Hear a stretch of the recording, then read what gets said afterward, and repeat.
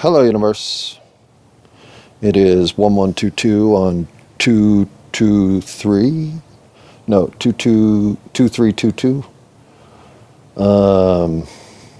It's 11:22 on the 3rd of February, and I have to be at work in 2 hours, which isn't to say that I plan on filling 2 hours, but I am somewhat back to the original concept here. No more having to pigeonhole myself into various episode themes, because here in C.Wut.Ahapnd.Wuz, I really just plan on narrating some, like, I don't know, concept disconnects or concept foundations or concept uncertainties or concept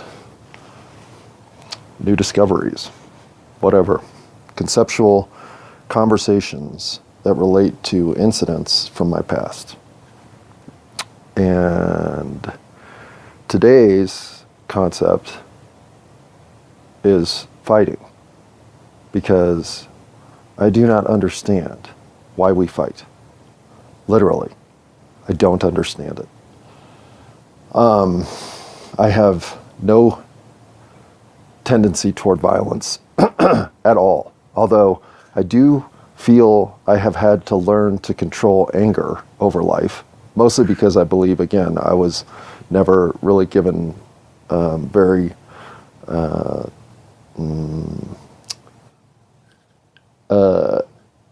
imitatable.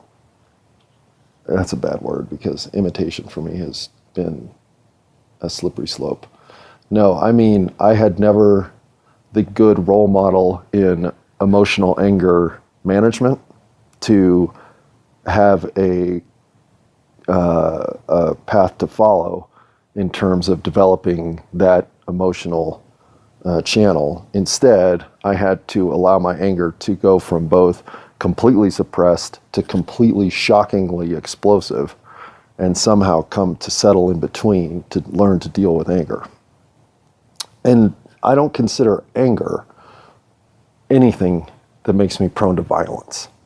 As angry as I get at any given instance, and I don't really get angry anymore. I do get angry at large scale injustice, but I get motivated to do something about it.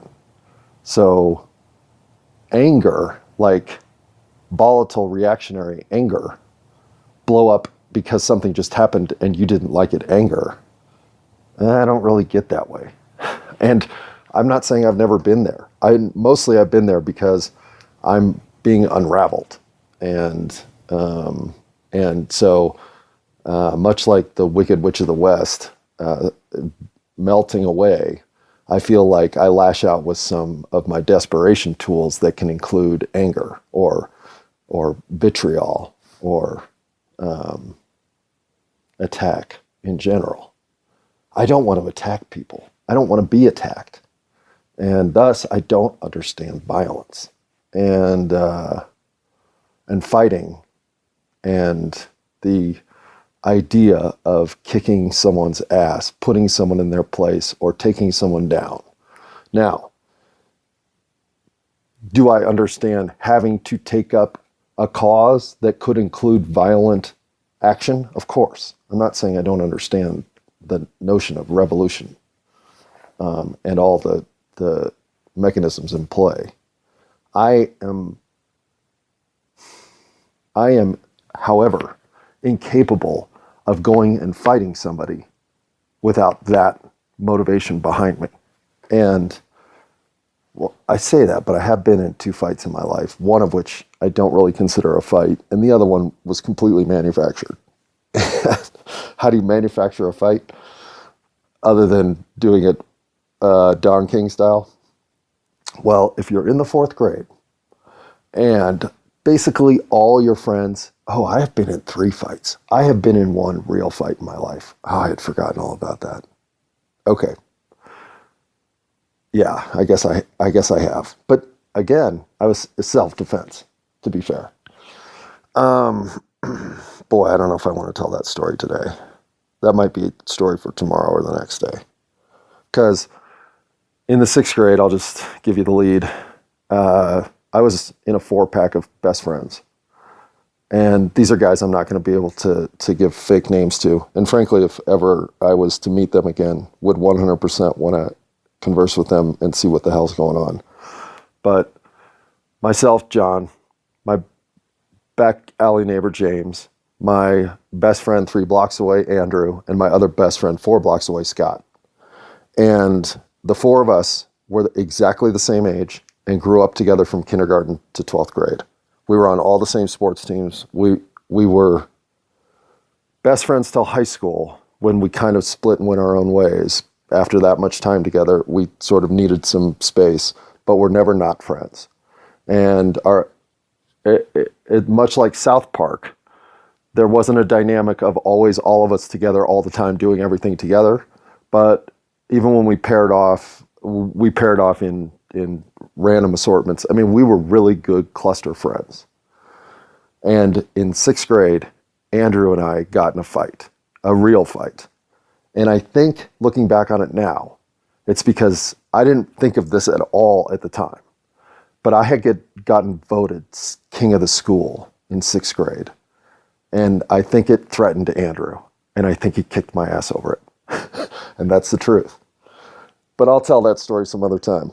In 4th grade, I had been, again, I'm nice to everybody. I don't have a reason to get in a fight with anybody.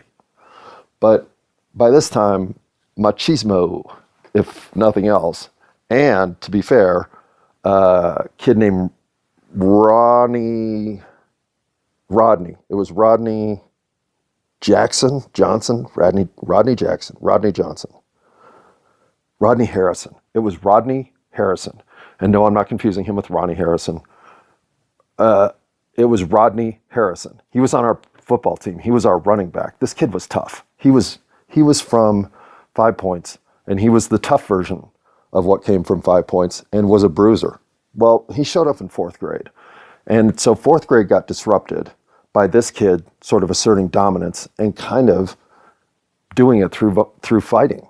And we hadn't really had fights in our elementary school beyond the occasional scuffle. And we started seeing some fist fights. Like, this kid knew how to fight. Well, so 4th grade kind of turned into a little battle of the men as to who had the most hill to climb on the recess playground. And this was a battle I could not have given 2 shits about. In fact, a battle that I still don't give 2 shits about.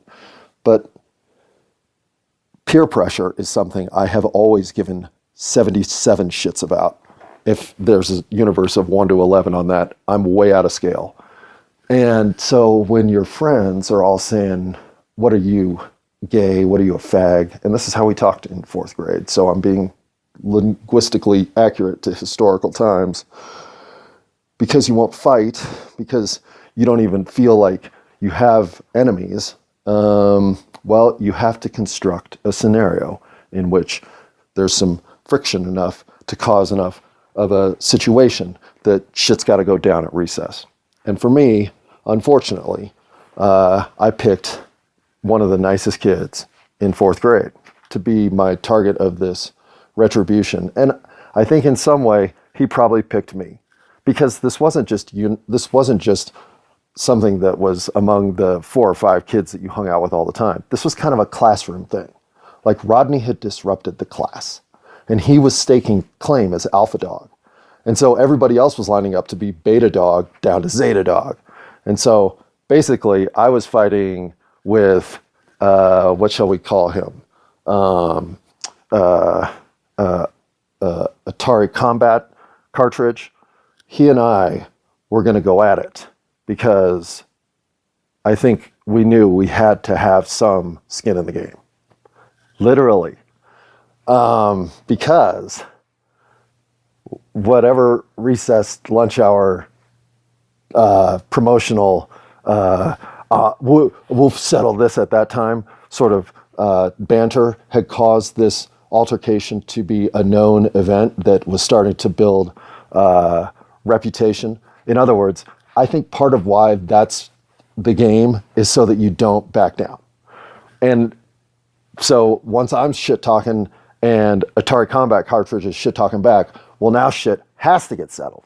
So I can remember going out there, and it's one of those things where you like circle each other for a second, you like almost bump shoulders, and then somebody grabs or somebody throws, and then it starts, and then something happens and it's over, or somebody breaks it up. Well, what happened is I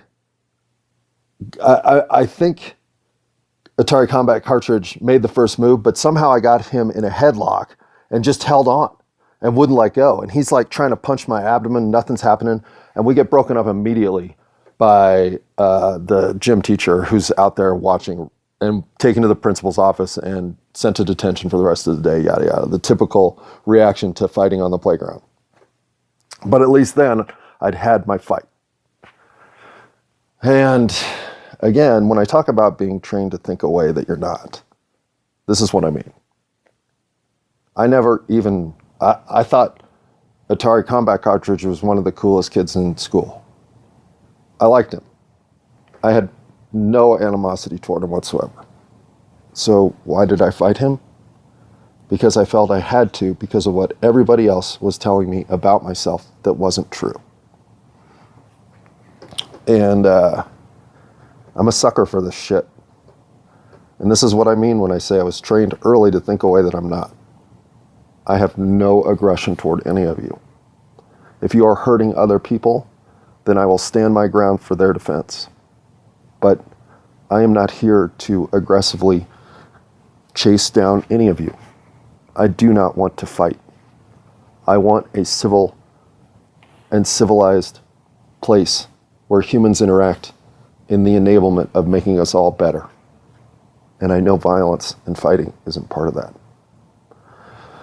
So, see, what happened was, I was born a pacifist. I cannot take up arms for anything other than the defense of something that is a great injustice.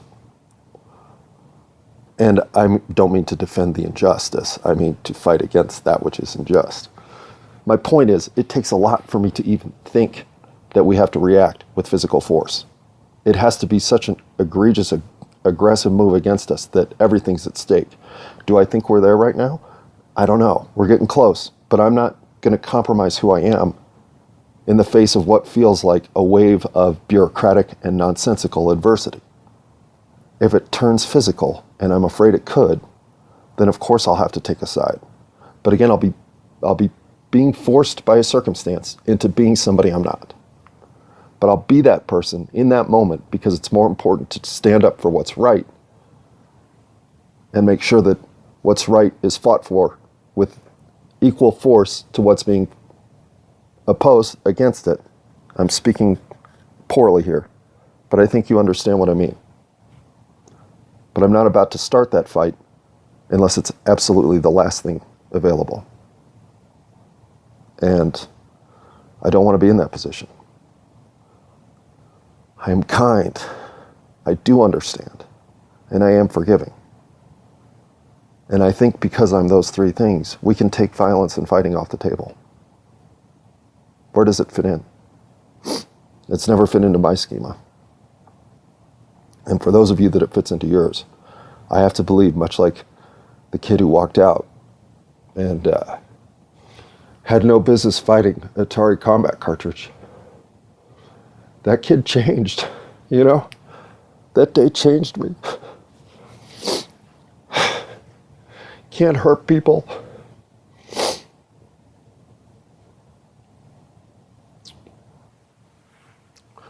Can't do it.